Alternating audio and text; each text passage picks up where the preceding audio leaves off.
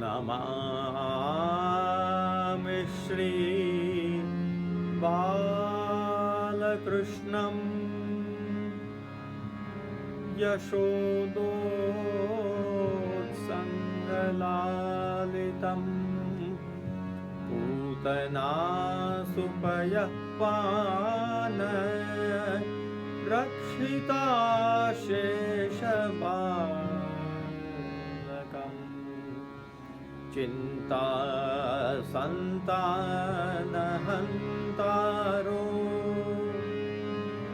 यत्पादाम्बुजरेण वहात् स्वीयानान्तान् निजाचार्यान्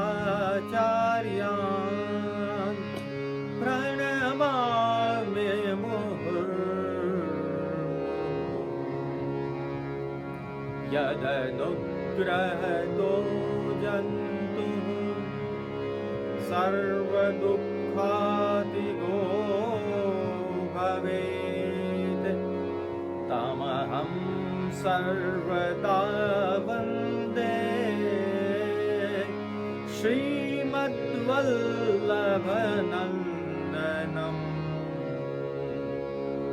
यदुनाथमहं वन्दे बालकृष्णपदाश्रयम् रुक्मिणीहृदयानन्द दायकं भक्तवत्सलम् बालकृष्णप्रभुं वन्दे नित्याङ्गीकृतिपूर्वकम् पितामहप्रसादेन योऽस्मन्मूर्ध्नि विराजते आदौ श्रीपुरुषोत्तमं पुरहरं श्रीनारदाख्यं मुनिं कृष्णं व्यासगुरुं शुकं तदनु विष्णुस्वामिनं द्राविडम् तच्छिष्यं किल बिल्वमङ्गलमं वन्दे महायोगिनम्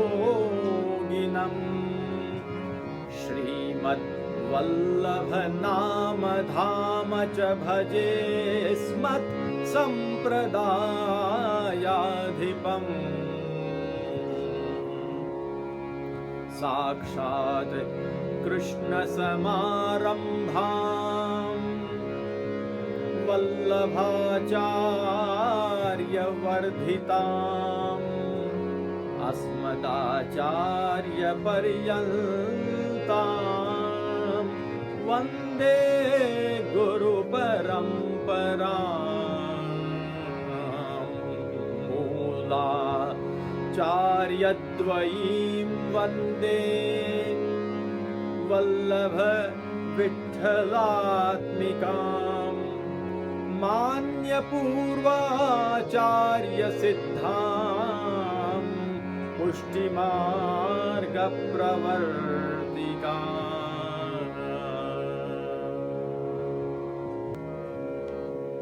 भाग्यवान प्रिय वैष्णवजनों,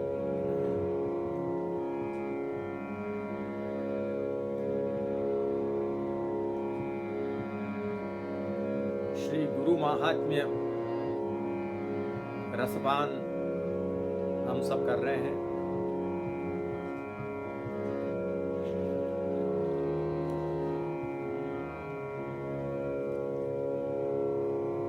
गुरु महात्म्य रसपान करने में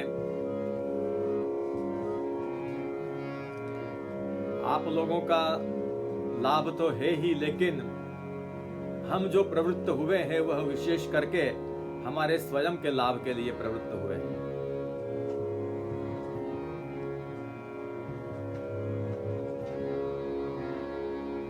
गुरु भक्त्यल्पतां मत्वा स्वस्मिंस्तस्याः विवृद्धये वर्णयामि यथा शास्त्रम् गुरुमाहात्म्यमद्भुतम्। अपने आप में हम स्वयं अपने आप में गुरु भक्ति की अल्पता को देखते हुए अपने आप में गुरु भक्ति की विवृद्धि के लिए शास्त्र के अनुसार अद्भुत गुरु महात्म्य का वर्णन करने के लिए यहाँ उद्यत हुए। सबसे बड़ा स्वार्थ तो हमारा अपना ही है।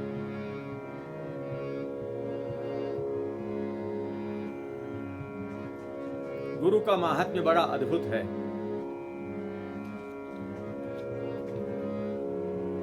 और गुरु और भगवान का अभेद होने के कारण भगवान ही गुरु रूप से अवतरित हुए हैं, अतः शिष्यों के लिए अवतरित होते हैं। अतः जिस प्रकार गुरु का भगवान का महात्म्य कोई वर्णन नहीं कर सकता, उसी प्रकार श्री गुरु के महात्म्य का भी वर्णन करना संभव नहीं है। जैसे कि कबीरदास जी ने कहा है, सब धरती कागज करूं, लेखनी सब बन राय, सात समंदर मसी करूं, गुरु गुण लिख्या न जाए। बड़ा सुंदर भाव व्यक्त किया है कि सब धरती कागज करूं। गुरु के महात्म्य को लिखने के लिए सारी धरती को कागज बना दूं और जितने भी वृक्ष हैं उन सभी वृक्षों की लेखनी बना दूं और सातों समंदर की मसी यानी स्याही बना दूं, तब भी गुरु के गुण को लिखना संभव नहीं है। गुरु गुण लिखा न जाए।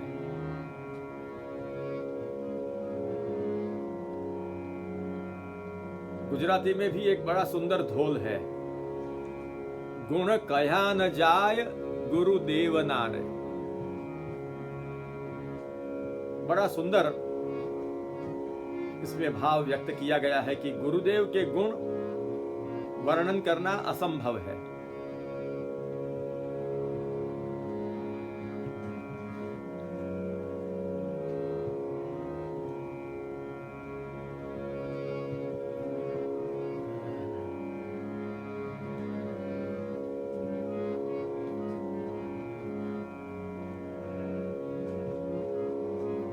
कल के प्रसंग में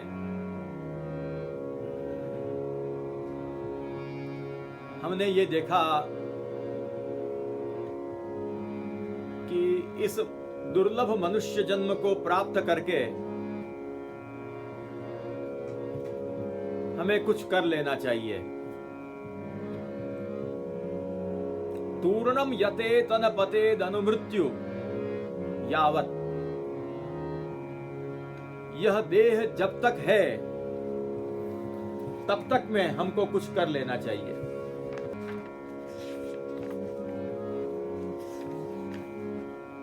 और उसमें भगवान का भी वचन हमने देखा था, यावत् स्वस्थमिदं शरीरमरुजं यावज्जरा दूरतो यावच्चेन्द्रिय शक्तिरप्रतिहता यावत् क्षयो नायुषः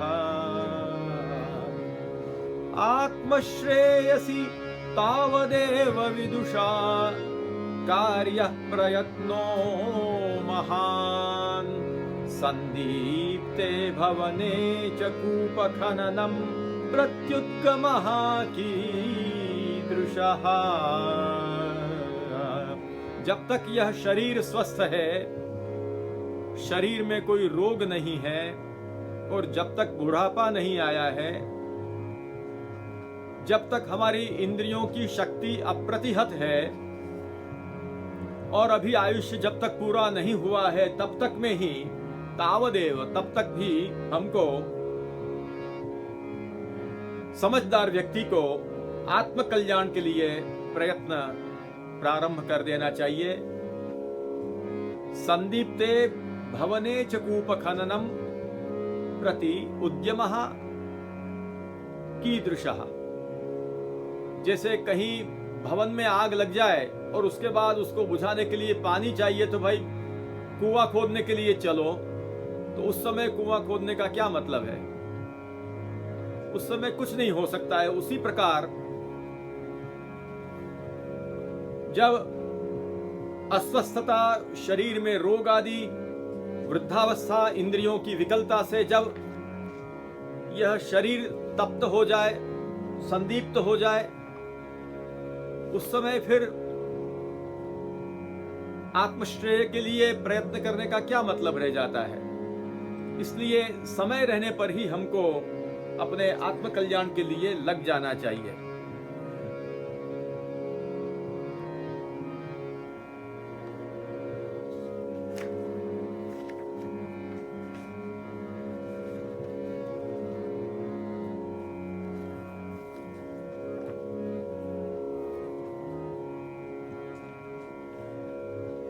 यही बात भागवत में एकादश स्कंध में भी कही है। इसका निर्देश प्रहलाद जी ने भी सप्तम स्कंध में समझाया है। कहा है, एतद् विद्वान् पुरा मृत्योः अभवाय घटेतसः अप्रमत्त इदं ज्ञात्वा मर्त्यमप्यर्थ सिद्धिदम्। एतद् विद्वान् पुरा मृत्योः अभवाय घटेतसः। यहां पर भी यही उपदेश दिया गया है कि सावधान होकर, यद्यपि यह शरीर मर्त्य है, फिर भी पुरुषार्थ को सिद्ध करा देने वाला होने के कारण मृत्यु के आने के पहले ही समझदार व्यक्ति को प्रयत्नशील हो जाना चाहिए। छिद्यमानं यमैरेतैः कृतनीडं वनस्पतिं खगस्वकेतमुत्सृज्य क्षेमं याति ह्यलं पटः। अहोरात्रैश्छिद्यमानं बुद्ध्वा युर्भयवेपथुः मुक्तसंगः परं बुद्ध्वा निरीह उपशाम्यति।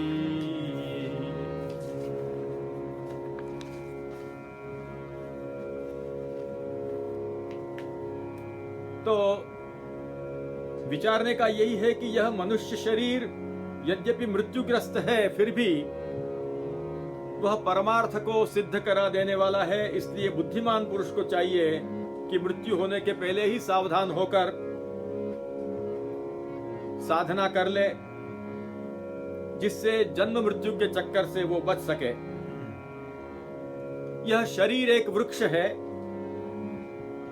और उस शरीर में शरीर रूपी घोंसला को, शरीर को घोंसला बनाकर जीव रूपी पक्षी उसमें निवास करता है। इस शरीर रूपी घोंसले को यमराज के दूत प्रतिक्षण काट रहे हैं। तो जैसे पक्षी कटते हुए वृक्ष को छोड़कर उड़ जाता है, वैसे ही अनासक्त जीव भी इस शरीर को छोड़कर मोक्ष का भागी बन जाता है। परंतु जो आसक्त जीव होता है वह दुख भोगता है। इसलिए भगवान कह रहे हैं एकादश स्कंद में कि हे उद्धव, यह दिन और रात क्षण क्षण में शरीर की आयु क्षीण हो रही है। यह जानकर जो व्यक्ति भय से कांप उठता है, वह व्यक्ति आसक्ति छोड़कर परम तत्व का ज्ञान प्राप्त कर लेता है और फिर अपने जीवन मरण के फेरे में से मुक्त हो जाता है और वह सुख और शांति को प्राप्त करता है। तो इस तरह से भगवान ने हमको यह अवसर दिया है, भगवान ने हमको बहुत बड़ा अवसर दिया है। कल मैंने ये बात बताई थी कि भगवान स्वयं कितने प्रसन्न हुए। भगवान ने नाना योनि का निर्माण किया, लेकिन भगवान को संतोष नहीं हुआ। तब जाकर के भगवान ने यह मनुष्य शरीर बनाया, मनुष्य योनि बनाई, और इस शरीर से जीवात्मा अपना आत्मकल्याण अब साध सकेगा। ब्रह्म के दर्शन की बुद्धि इसको प्राप्त हुई है। ऐसा जब भगवान ने देखा तब मुदमापदेवः, भगवान स्वयं भी प्रसन्न हुए। सृष्ट्वा पुराणि विविधान् यजयात्मशक्त्या वृक्षान् सरीसृप पशून् खगदंश मत्स्यान् तैस्तैरस्तुष्ट हृदयः पुरुषं विधाय ब्रह्मावलोकधिषणं मुदमापदेवः। भगवान स्वयं कितने प्रसन्न हुए कि चलो अब मैंने अच्छी योनि बनाई कि जिस योनि का आश्रय करके जीवात्मा अपना कल्याण अब साध सकेगा। तो विचार करिए कि जिसको मनुष्य योनि प्राप्त होती है उसको कितना बड़ा लाभ मिला है, और यह मनुष्य शरीर का कितना बड़ा महत्व है कि इससे मनुष्य अपना सब कुछ साध सकता है। ऐसे मनुष्य शरीर को प्राप्त करके हमको, आपको, मुझको, सबको यह बार बार सोचना है कि इस शरीर को प्राप्त करके हमको क्या करना चाहिए, इस शरीर को प्राप्त करके किस काम के लिए प्रयत्न करना चाहिए। हम दिन रात नाना प्रकार के पदार्थों को प्राप्त करने के लिए प्रयत्नशील रहते हैं। प्रयत्न तो करते ही हैं, लेकिन जिनके लिए हम प्रयत्न करते हैं वो सही है क्या? हमें किस विषय के लिए प्रयास करना चाहिए? ऐसा यदि विचार आए तो श्रीमद् भागवत में बड़ा सुंदर मार्गदर्शन दिया है। तस्यैव हेतोः प्रयतेत कोविदः न लभ्यते यद् भ्रमतामुपर्यथः। तस्यैव हेतोः प्रयतेत कोविदो न लभ्यते यद् भ्रमतामुपर्यथः। तल्लभ्यते दुःखवदन्यतः सुखम् कालेन सर्वत्र कबीररंहसा।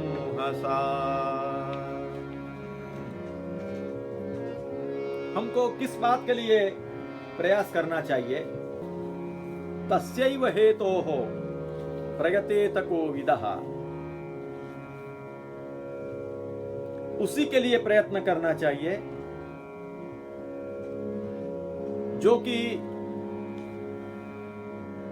नीचे से लेकर ऊपर ब्रह्मा तक, ब्रह्मलोक तक नाना प्रकार की योनियों को लेकर घूमने पर भी जो चीज नहीं मिल सकती है उस चीज को प्राप्त करने के लिए मनुष्य को प्रयास करना चाहिए।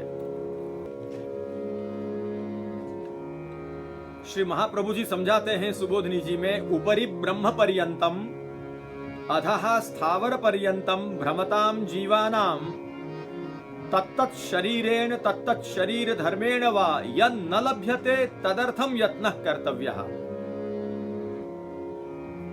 ब्रह्मलोक से लेकर स्थावर पर्यंत नाना प्रकार की योनि में जाकर और सर्वत्र परिभ्रमण करने पर भी जो चीज नहीं मिल पाती है उसके लिए प्रयत्न करना चाहिए।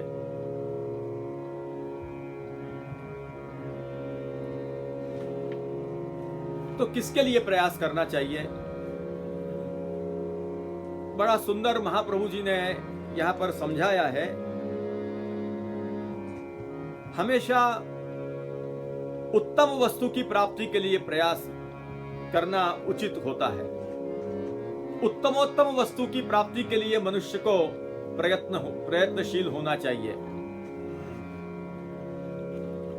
तो कौन से पदार्थ को प्राप्त करना, तो पदार्थों की गणना महाप्रभु जी ने की है, पदार्थों का निरूपण आपने किया है कि सर्वोत्तम कोई पदार्थ हो तो सर्वोत्तम पदार्थ है पुरुषोत्तम। सर्वोत्तम वस्तु कोई हो तो वे है श्री पुरुषोत्तम। सर्वोत्तम पुरुषोत्तम।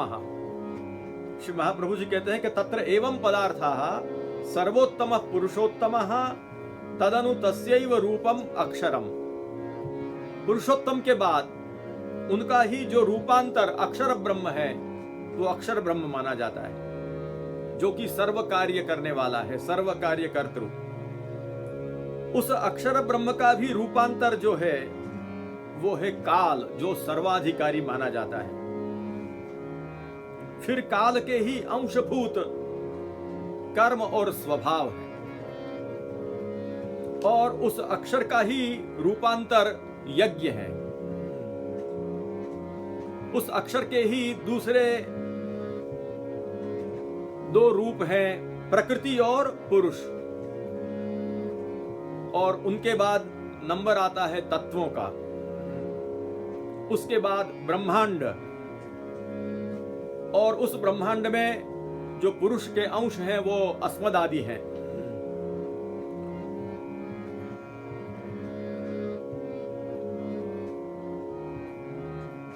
पुरुष के अंशों को कोई भी प्रयत्न के बिना भी प्रलय में पुरुषता प्राप्त होती है, लेकिन मध्य में जल में जैसे परपोटे आ जाते हैं, फेन बुदबुद आ जाते हैं, उसी प्रकार नाना भाव उनको प्राप्त होते हैं। भागवतकार का उद्देश्य श्री महाप्रभु जी समझा रहे हैं कि विचारयतु देवानां प्रियः किम फलम। अरे मूर्खों, विचार करो कि फल क्या है। तो विचार करने पर अक्षर पर्यंतम अनित्यत्वेन तुच्छत्वात् कालेनापि सिद्धेर न तदर्थम यत्न कर्तव्यः। अक्षरावधि, अक्षर की प्राप्ति पर्यंत, उसके पहले तक जो कुछ है वो तो तुच्छ है, और सब बातें तो काल से भी सिद्ध हो जाती है। काल के प्रभाव से समय समय पर वो चीज सिद्ध हो जाती है, इसलिए उसके लिए प्रयत्न नहीं करना चाहिए। प्रयत्न तो भगवत भजन के लिए करना चाहिए।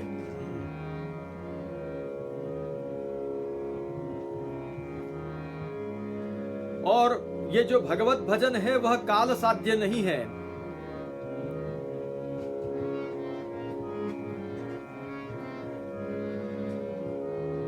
क्योंकि यह पुरुषोत्तम की जो सेवा है वो अंतरंग कार्य है, वो जो बाह्य अधिकारी काल है उसके द्वारा प्रेरित नहीं है।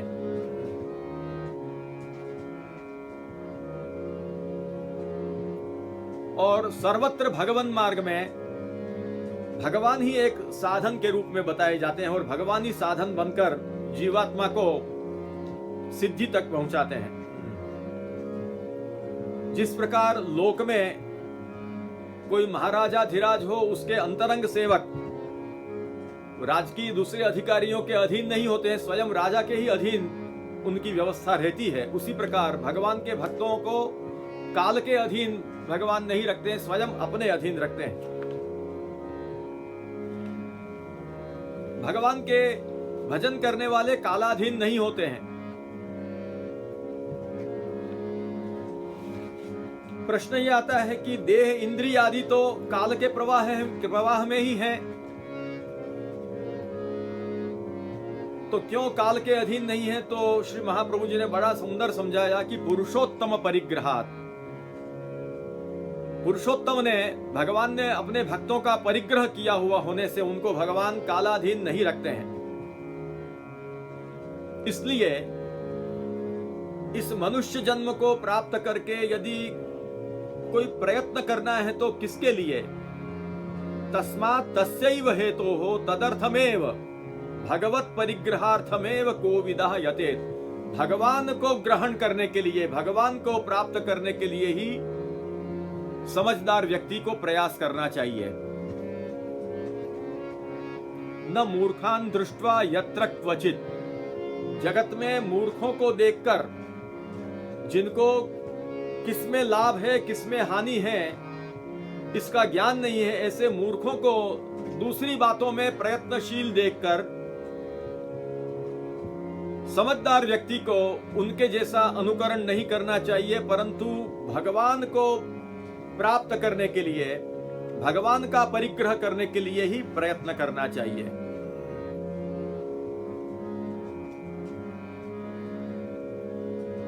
यह एक ऐसा पदार्थ है, भगवत प्राप्ति एक ऐसा पदार्थ है कि ऊपर ब्रह्मलोक तक और नीचे पाताल तक नाना योनियों में घूमने पर भी जब तक भगवान की कृपा से भक्ति योग की प्राप्ति नहीं हो तब तक उसकी प्राप्ति नहीं हो सकती है।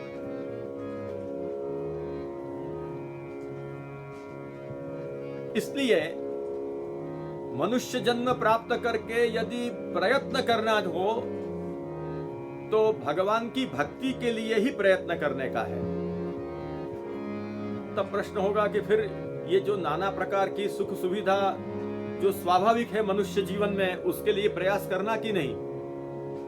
तो कहते हैं कि वो सुख तो अपने आप यदृच्छा से जैसे दुख आ जाता है, बिना मांगे जैसे दुख आ जाता है, उसी प्रकार भाग्य से सुख भी अपने आप मिल जाएगा। उसके लिए प्रयास करने की आवश्यकता नहीं है।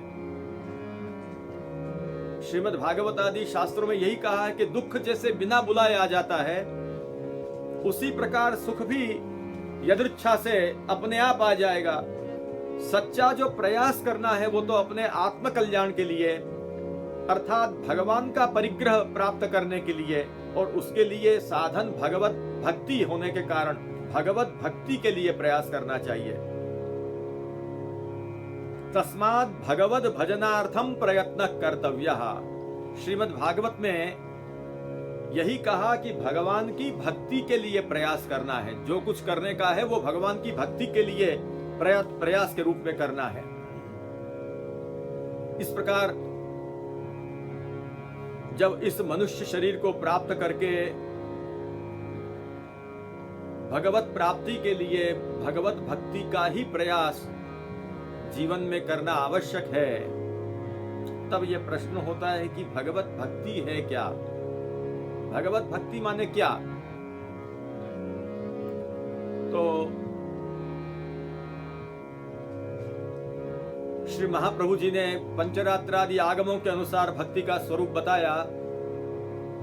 माहात्म्य ज्ञान पूर्वस्तु सुदृढ़ः सर्वतोऽधिकः स्नेहो भक्तिरिति प्रोक्तः तया मुक्तिर्न चान्यथा। भगवान के महात्म्य को समझकर भगवान के लिए जो सुदृढ़ यानी कभी न डिगे ऐसा, सर्वतोधिक दुनिया में जिन जिन से हम प्रेम करते हैं उन सबसे अधिक रूप से सर्वतोधिक जो स्नेह, उसको शास्त्रों में भक्ति कहा गया है। भगवान के महात्म्य को समझकर कभी नहीं डिगे ऐसा सुदृढ़ जो सर्वतोधिक स्नेह, उसको भक्ति कहते हैं। उसी से मुक्ति प्राप्त होती है, अन्यथा नहीं।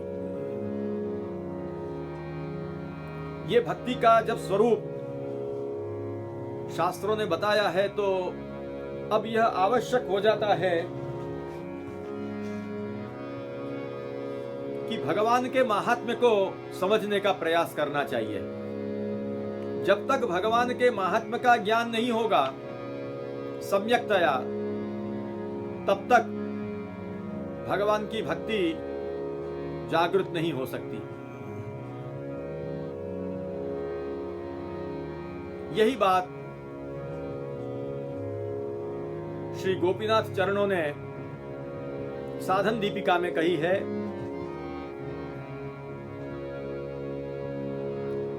माहात्म्य ज्ञान पूर्वो ही सुदृढ़ सर्वतोधिकः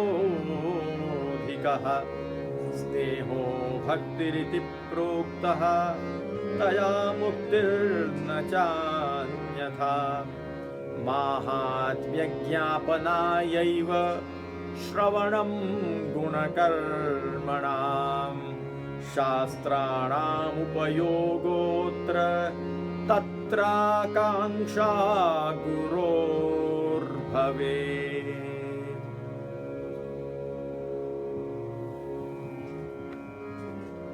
भगवान का जो महात्म्य है उसी को समझने के लिए उनके गुणों का श्रवण करना आवश्यक है। भगवान के गुण और भगवान की लीला, भगवान के गुण और भगवान की लीला का श्रवण करना बड़ा ही आवश्यक है। वो जब होगा तभी भगवान के महात्म्य का सच्चा ज्ञान होगा। और इसीलिए भगवान महात्म्य प्रतिपादक, भगवान के जो गुण और कर्मों के प्रतिपादक जो शास्त्र हैं उनकी आवश्यकता होती है। भागवतादि शास्त्रों की आवश्यकता पड़ती है और भागवतादि शास्त्रों के उपस्थित होने पर उसका ज्ञान प्राप्त करने के लिए गुरु की आकांक्षा होती है। बिना गुरु ज्ञान नहीं मिल सकता है। इसके लिए गुरु के शरण में जाना बहुत जरूरी है। यही बात एकादश स्कंद में कही,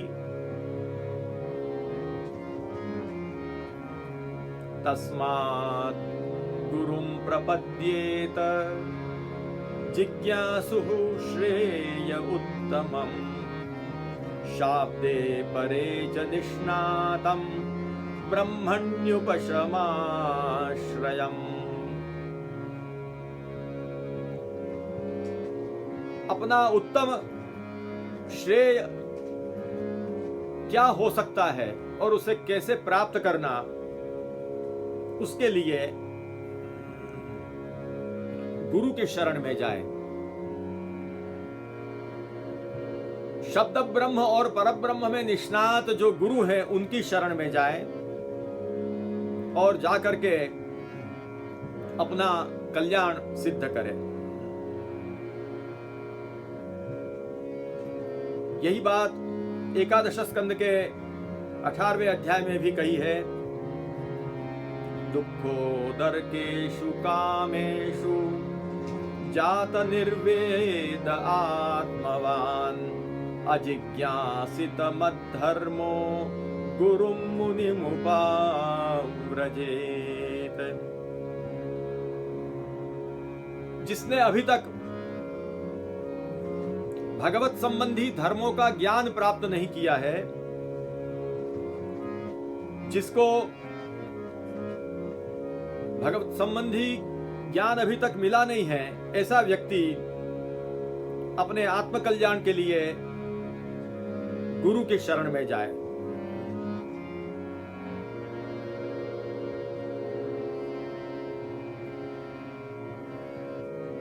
उपनिषदों में भी यही कहा कि तद विज्ञानार्थम स गुरुमेव अभिगच्छेत समित पाणि श्रोत्रियम ब्रह्मनिष्ठम।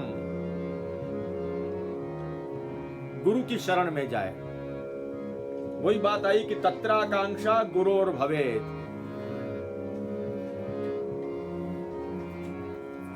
तो कैसे गुरु के शरण में जाए? गुरु शब्द से तो वैसे बहुत से तत्व सूचित होते हैं। गुरु शब्द अनेक लोगों के लिए प्रयुक्त होता है, जैसे कि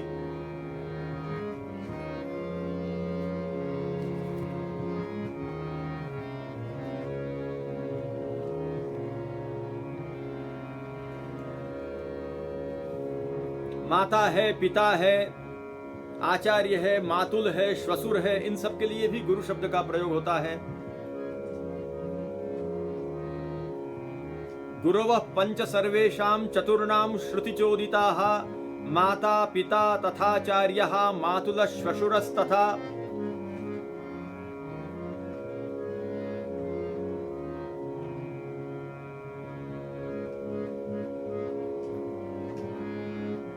इस प्रकार अनेक अर्थ में गुरु शब्द का प्रयोग आता है।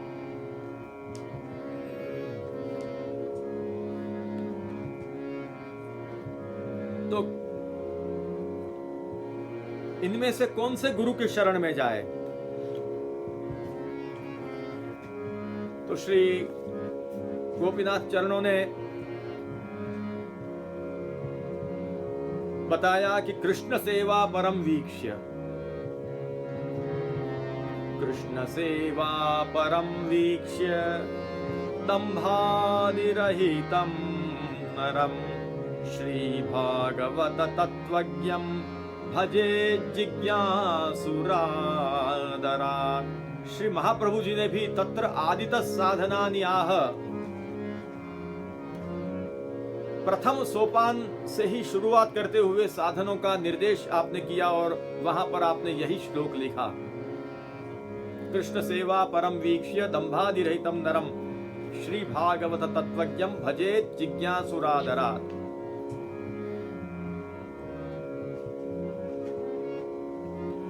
आप ये कहते हैं, देहद्रोण्या ययासूनाम परम पारम भवाम्बुधेः गुरुणा कर्णधारेण उत्तार्या स्वोपदेशतः। द्रोणी का मतलब है डोंगी, छोटी सी नौका। वो नौका के द्वारा जो इस भवसागर के पार होना चाहते हैं, उनको अपनी इस देहद्रोणी के कर्णधार के रूप में गुरु का वर्ण करना चाहिए।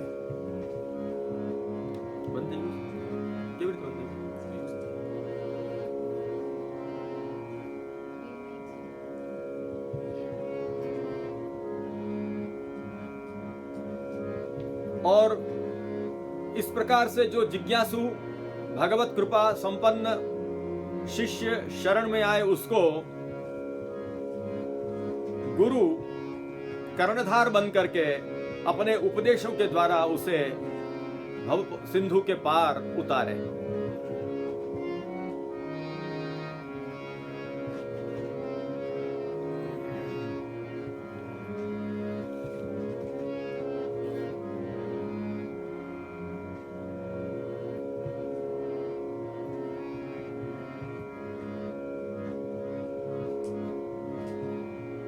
श्रीमद् भागवत में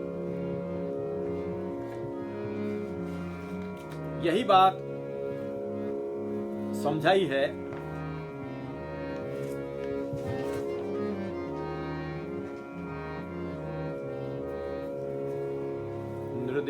नृदेहमाद्यं सुलभं सुदुर्लभं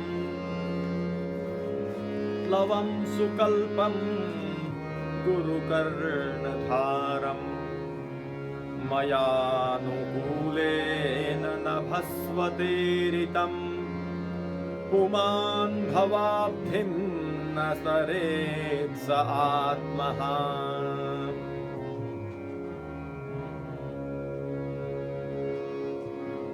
नृदेहमाद्यं सुलभं सुदुर्लभम। भगवान की कृपा के बिना यह मनुष्य देह मिलता नहीं है, इसलिए यह अति दुर्लभ है। लेकिन भाग्य योग से मिल गया है, इसलिए उसकी कीमत नहीं है, इसलिए उसको सुलभ भी कहा है। हमने इसको बड़ा सुलभ समझ लिया है, लेकिन है वास्तव में बड़ा दुर्लभ। ये देह कैसा है? प्लवम।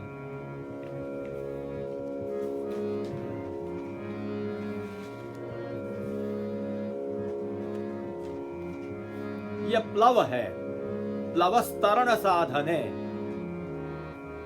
धरणी कोश में प्लव का अर्थ किया है तरने का साधन है। ये देह कैसा है? तरने का साधन है। भवसागर तरने का साधन है।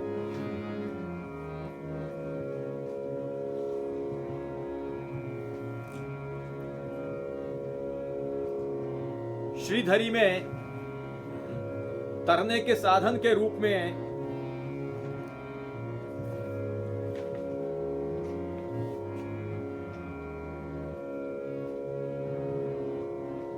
एक बड़ी नौका के रूप में इस देह की कल्पना की गई है।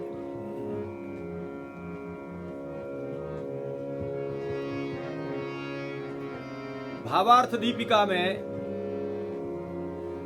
नौका की व्याख्या की गई है कि नयति पारम इति नौहु, जो पार ले जाती है वो नौ है।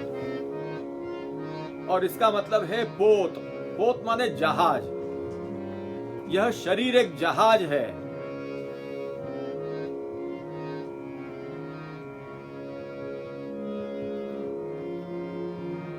इन्होंने शरीर को जहाज के रूप में समझाया है, क्योंकि छोटी नौका से तो सागर को पार करना संभव नहीं होता। ऐसा समझकर नयति पारम इति नौहु ताम पोतम इत्यर्था। इस प्रकार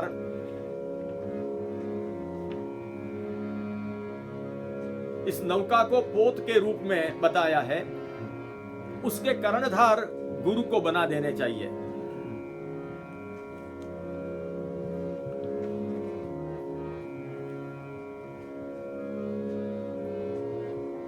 इस शरीर को प्राप्त करके भगवत परिग्रह के लिए गुरु का शरण ग्रहण करना चाहिए। इसमें लिखा है भागवत में कि मयानुकूलेन नृदेहमाद्यम सुलभम सुदुर्लभम। मैं जब अनुकूल हूं, जीवात्मा को मैं अनुकूल हूं, तभी तो यह मनुष्य शरीर मिला है। ऐसा सुलभ जिसको वो समझता है वो वास्तव में बड़ा दुर्लभ है, जो कि सुकल्प है। अन्य योनियों में अनेक प्रकार की क्षतियां हैं, लेकिन यह सर्वांग संपूर्ण, सर्वेंद्रियों से संपन्न और सर्वांग संपूर्ण यह योनि है, शरीर है। ऐसा यह मनुष्य शरीर प्राप्त हुआ है, जो कि प्लव है, तरने का साधन है। उसको गुरु को शरण में ले जाकर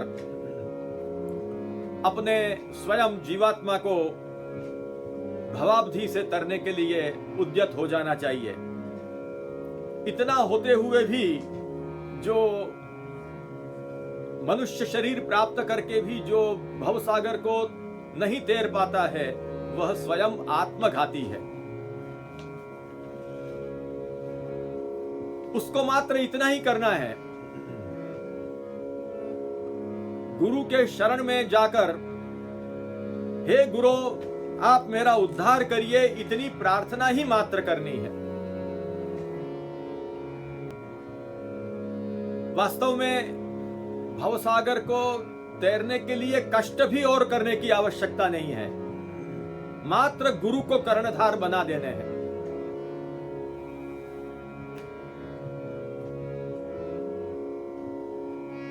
व्याख्याकारों ने कहा है कि मात्र गुरु को प्रार्थना करनी है कि मेरा उद्धार करिए।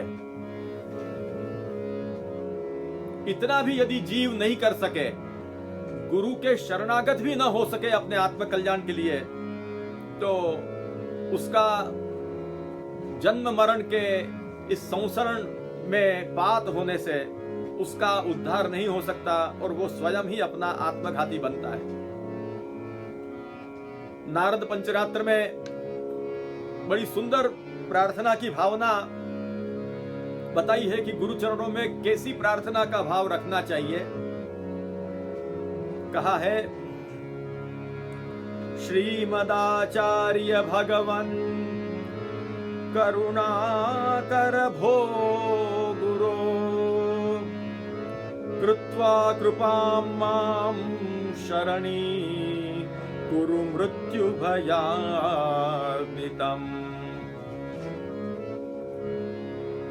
अहंता ममता ग्राहैः कीर्णं संसार सागरे शक्तो मोचयितुं साक्षात् भवान् हि गरुडध्वजः। श्रीमदाचार्य भगवन् करुणाकर भो गुरो कृत्वा कृपां मां शरणी कुरु मृत्युभयार्दितम्। अहंता ममता ग्राहैर्गीर्णं संसार सागरे शक्तो मोचयितुं साक्षात् भवान् हि गरुडध्वजः। हे श्रीमदाचार्य, हे भगवन, हे करुणाकर, हे गुरु, आप कृपा करके मुझे अपने शरण में लीजिए। मैं ये जन्म मरण के भय से बहुत ही दुखित हूँ। मैं अहंता ममता ग्रस्त हूँ। मैं संसार सागर में ही डूबता जा रहा हूँ। मुझे बचाइए। आप ही शक्तो मोचयितुं साक्षात् भवान् ही गरुडध्वजः। गरुडध्वज भगवद रूप आप ही मुझे इस संसार सागर से डूबते हुए बचा सकते हैं। आप मुझे अपने शरण में लीजिए। मात्र इतनी प्रार्थना का भाव हमारे हृदय में रखना है। बाकी का कार्य स्वयं गुरु कर लेते हैं। इसीलिए सूरदास जी ने बड़ा सुंदर पद गाया है। ऐसी कौन करे गुरु बिना ऐसी कौन करे। तो इस पद में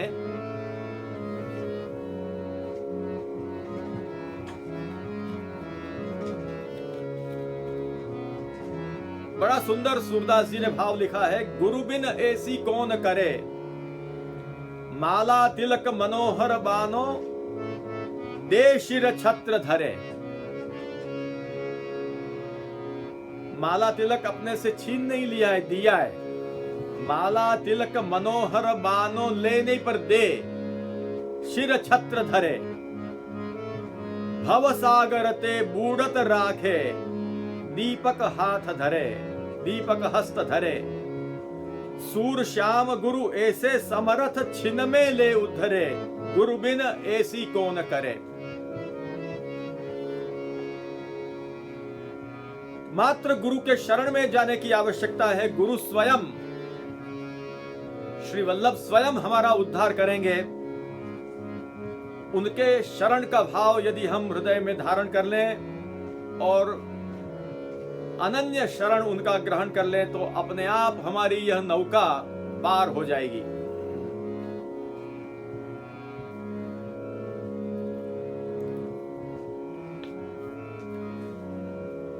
लब्ध्वा सुहृदेह माद्यम सुलभम सुदुर्लभम प्लवम।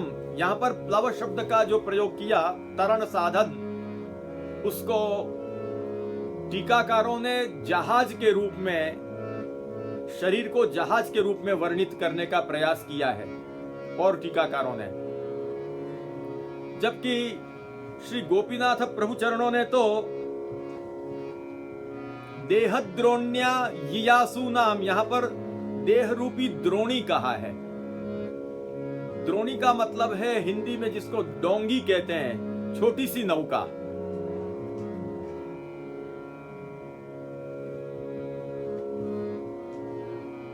बड़े जहाज के रूप में शरीर का निरूपण संकेत न करते हुए द्रोणी के रूप में श्री गोपीनाथ प्रभु चरणों ने इसका संकेत किया है। उन लोगों का तर्क यह था कि छोटी सी नौका से भवसागर के पार की बात कैसे संगत होगी। लेकिन श्री गोपीनाथ प्रभु चरणों का आशय तो यह है कि यदि छोटी सी नौका हो, फिर भी यदि गुरु रूपी कर्णधार को यदि सौंप दी जाए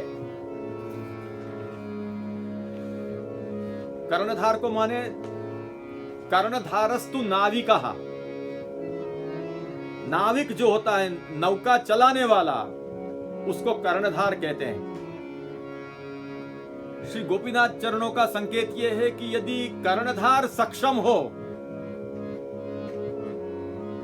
समर्थ कर्णधार हो, और उसको यह देह रूपी छोटी सी द्रोणी डोंगी उनको यदि समर्थ कर्णधार को यदि हाथ में सौंपी जाए, तो वो समर्थ कर्णधार इतना कुशल होता है, गुरु रूपी समर्थ कर्णधार इतने कुशल होते हैं कि वो इस छोटी सी द्रोणी से भी भवसागर को पार करा देंगे। यही गुरु की विशेषता है, समर्थ गुरु की। कितना सुंदर शब्द का चयन किया है श्री गोपीनाथ प्रभु चरणों ने। देहद्रोण्या ययासूनाम परंपारम भवाम्बुधे गुरुणा कर्णधारेण उत्तार्याः। ये जवाबदारी गुरु की हो जाती है। गुरु के शरण में जाने के बाद इस छोटी सी देह रूपी डोंगी को भवसागर के पार वो कैसे होगी, इसकी चिंता जीवात्मा को करने की जरूरत नहीं है। अब उसकी चिंता गुरु स्वयं अपने ऊपर ले लेते हैं। गुरुणा कर्णधारेण उत्तार्या, कर्णधार ऐसे गुरु के द्वारा अब ये पार लगाने लायक नौका हो गई है। और समर्थ गुरु उन्हीं को कहते हैं कि जो उसको पार लगा दें। लोक में भी देखा जाता है कि कोई वाहन गंतव्य स्थान तक पहुंच सके ऐसा न हो, फिर भी कुशल चालक हो तो उसको गंतव्य स्थान तक पहुंचा देता है। जैसे मान लो कभी किसी गाड़ी की ब्रेक बराबर नहीं चलती है या गाड़ी बिगड़ रही है, लेकिन कुशल जो चालक होगा वो उसको पार पहुंचा देता है। यह उसकी कुशलता है। समर्थ गुरु की यह कुशलता है और उनका यह सामर्थ्य है कि वो भवाम्बुधि के पार उस नौका को लगा देते हैं। केवल उनके चरणों में विनंती ही करने की आवश्यकता है। उनके चरणों में यही भाव रखने का है कि श्रीमदाचार्य भगवन करुणाकर भो गुरो कृत्वा कृपां मां शरणीकुरु मृत्यु भयार्दितम अहंता ममता ग्राहैर्गीर्णम संसार सागरे शक्तो मोचयितुम साक्षात भवान ही गरुड़ध्वजः। आप समर्थ हैं और आप ही समर्थ हैं, इसलिए आप मुझे पार लगा दें।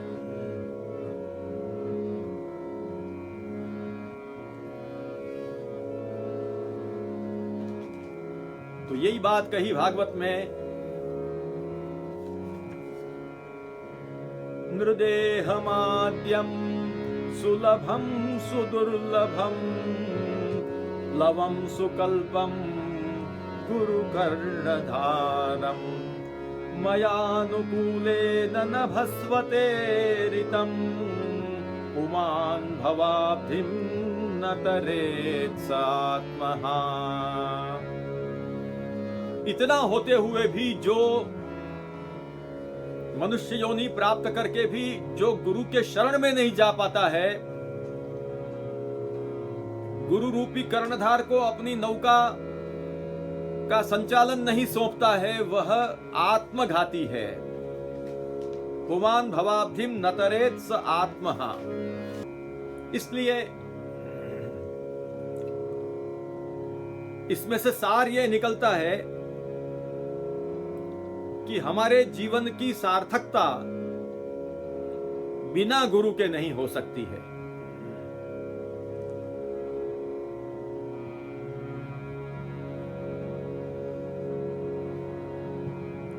हमारे जीवन में गुरु की आवश्यकता क्यों है, वो इसीलिए है। यदि हमारा सामर्थ्य होता तो हम स्वयं क्या इस नौका के द्वारा पार नहीं लग जाते, परंतु नहीं लग सकते हैं तभी तो शास्त्रों ने कहा कि कर्णधार रूप गुरु को यह सौंपनी चाहिए।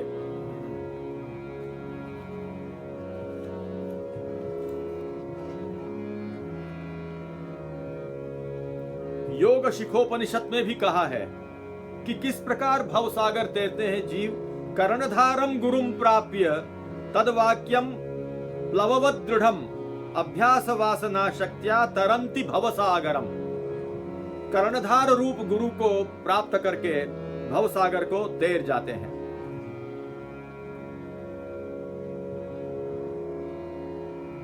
इसलिए आचार्य की आवश्यकता है।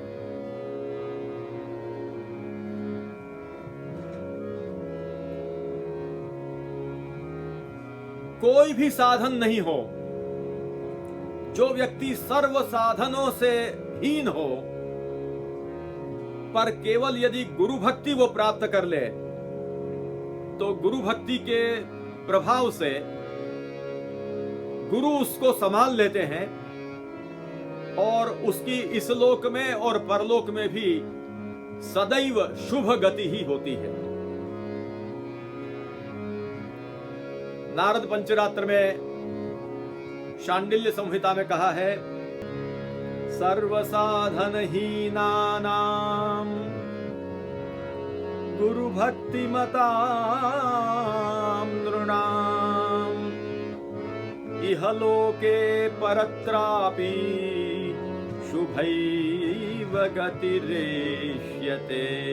सर्वसाधन हीनानाम गुरु भक्ति मताम नृणाम इह लोके परत्रापि शुभैव गतिरिष्यते। कोई साधन नहीं हो तो चल जाएगा। अपने आप को गुरु के शरण में सौंप दो। गुरु भक्ति हृदय में धारण कर लो। ऐसे व्यक्तियों को इस लोक में और परत्र परलोक में भी शुभ ही गति होती है। कुछ लोग सोचते हैं कि गुरु के बिना भी क्यों नहीं चल सकता है, अपने आप ही मंत्र ले लें, अपने आप गले में कंठी पहन लेंगे। बहुत से लोग जैसे जनेऊ अपने आप पहन लेते हैं, कंठी भी पहन लेते हैं, सोचते हैं कि हमने पहन दी अब क्या है। पुस्तकों में देखकर मंत्र भी कंठस्थ कर लें, परंतु ऐसा नहीं होता है। इसीलिए नारद पंचरात्र में कहा है, तस्याचार्यस्य सद्भक्तिं कृपया वदन प्रभो। आचार्य की अनिवार्यता होने के कारण ही हमें, हे प्रभु आपने हरि की भक्ति का प्रकार तो बताया। ऋषिजन पूछ रहे हैं, ऋषिगण शांडिल्य मुनि को, शांडिल्य महामुनि को पूछ रहे हैं कि आपने भगवत भक्ति का तो निरूपण किया, पर अब आप गुरु भक्ति का कृपया निरूपण करिए। आचार्येण विना धर्म शास्त्र ज्ञानम न दृश्यते आत्मज्ञानम हरेर्भक्ति नार्थः कोऽप्युपलभ्यते। आचार्येण विना धर्म शास्त्र ज्ञानम न दृश्यते आत्मज्ञानम हरेर्भक्ति नार्थः कोऽप्युपलभ्यते।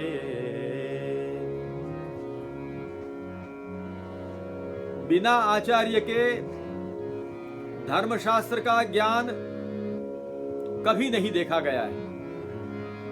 इतना ही नहीं, आत्मज्ञान यानी जीवात्मा को अपने स्वरूप का ज्ञान भी बिना गुरु के नहीं हो सकता और भगवान का ज्ञान भी बिना गुरु के नहीं हो सकता।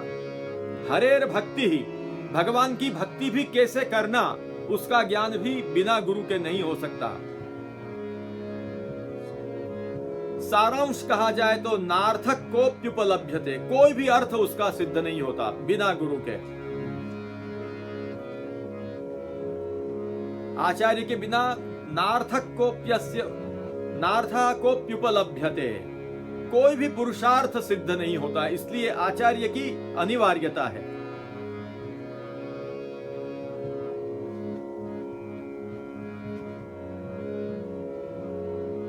इसीलिए कहा है, गुरु बिन भवनिधि तरहि न कोई, जो विरंची शंकर सम कोई।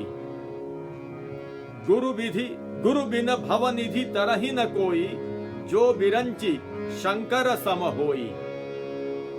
कोई ब्रह्मा या शंकर के समान हो तो वो भी बिना गुरु के भव सागर को तैर जाएगा, ऐसा संभव नहीं है। इसलिए गुरु की बहुत ही आवश्यकता है।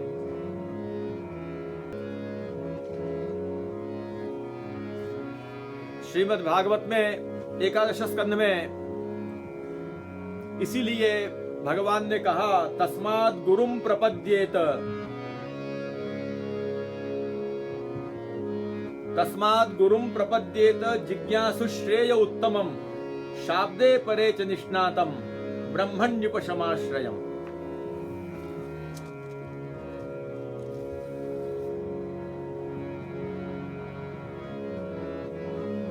योगेश्वरों के प्रसंग में यह चर्चा आती है। योगेश्वरों के प्रसंग में योगेश्वरों ने यह बताया कि तस्मात् गुरुम प्रपद्येत जिज्ञासु श्रेय उत्तमम, शाब्दे परे च निष्णातम ब्रह्मण्युपशमाश्रयम्।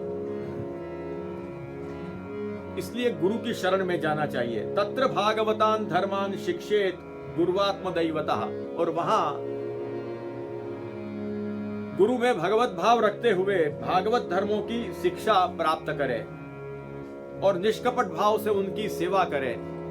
इस प्रकार से वहां वर्णन किया गया है। श्री महाप्रभु जी यहां पर सुबोधनी जी में समझाते हैं, निरालंबो यथा लोके स्थान भ्रष्टो निगद्यते, हरे कृपा विशिष्टोऽपि गुरुहीनस्तथैव च। यथा भक्ति स्वतंत्रोक्ता गुरु सेवा पितादृशी। यहां पर श्री महाप्रभु जी ने कहा कि जैसे लोक में किसी का कोई आधार नहीं हो, अवलंबन नहीं हो, तो वो निरालंब कहलाता है, वो स्थान भ्रष्ट कहलाता है। उसी प्रकार चाहे कितनी ही जीवात्मा पर भगवान की कृपा हो, हरे कृपा विशिष्टोपि गुरुहीनस्तथैव च, भगवान की चाहे कितनी भी कृपा हो, लेकिन जो गुरुहीन हो वो स्थान भ्रष्ट जैसा है, वह निरालंबन, आलंबन बिना का है, निराधार जैसा वो कहा जाता है। गुरु का बहुत बड़ा आधार मिलता है और गुरु के आधार से वो तैर जाता है, लेकिन जिसको गुरु का आधार नहीं हो वो सफल नहीं हो सकता है। इसलिए जिस प्रकार भगवान की भक्ति स्वतंत्र रूप से है, उसी प्रकार गुरु सेवा भी स्वतंत्र रूप से अपने आप में है।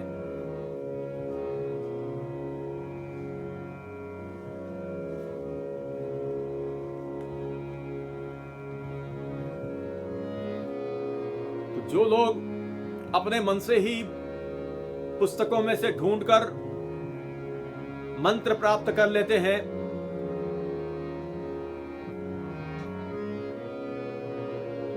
अपने मन से ही कंठी आदि धारण कर लेते हैं, उनको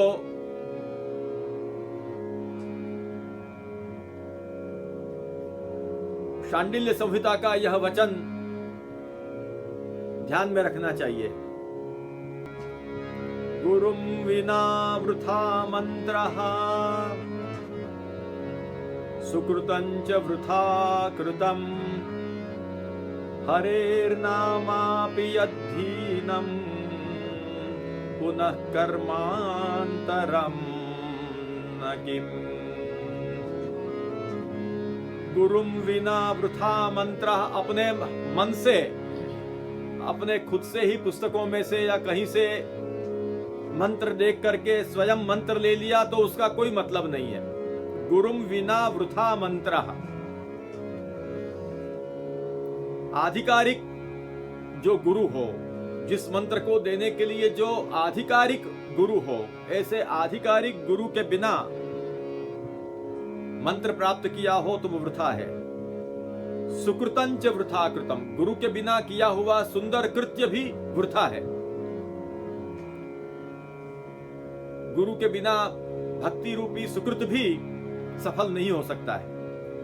हरेर नामापि यद्धीनम।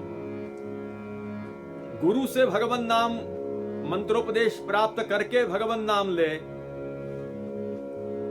यदि नहीं ले तो गुरु के बिना हरेर नामापि वृथा।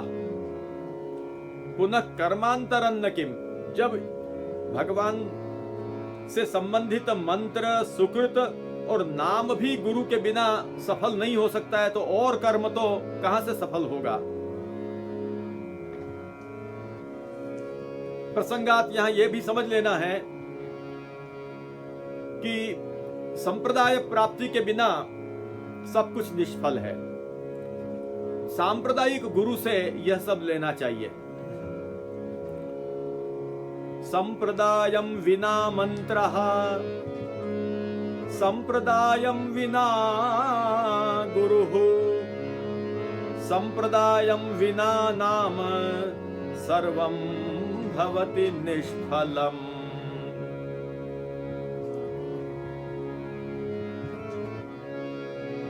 संप्रदायानुसारी, संप्रदाय पुरस्सर मंत्र होना चाहिए। और ऐसा नहीं कि भी गुरु से मंत्र लेना है तो किसी के भी पास पहुंच गए, किसी के पास भी पहुंच गए। संप्रदायम विना गुरु, संप्रदाय रहित जो गुरु हो वो भी फलित नहीं होते हैं। सांप्रदायिक गुरु ही होने चाहिए। और संप्रदायम विना नाम, संप्रदायानुसार ही नाम भी ग्रहण किया होना चाहिए, अन्यथा सब कुछ निष्फल हो जाता है। संप्रदायम विना मंत्रः, संप्रदायम विना गुरुः, संप्रदायम विना नाम सर्वं भवति निष्फलम्। इसीलिए कहा है संप्रदाय विहीनानां समस्ताः निष्फला क्रियाः।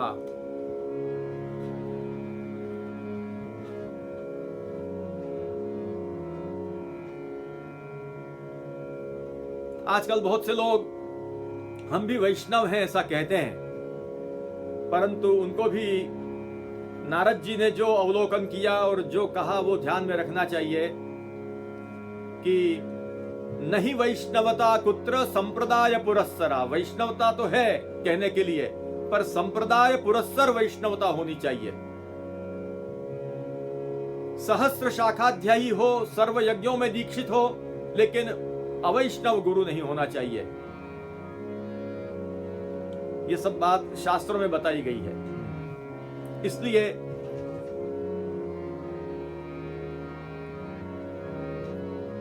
गुरु का शरण लेना बहुत जरूरी है। इसलिए श्री गोपीनाथ प्रभु चरणों ने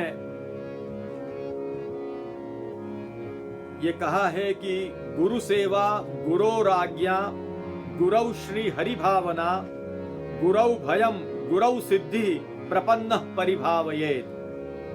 कहने का मतलब है कि बिना गुरु के फल की सिद्धि नहीं हो सकती है।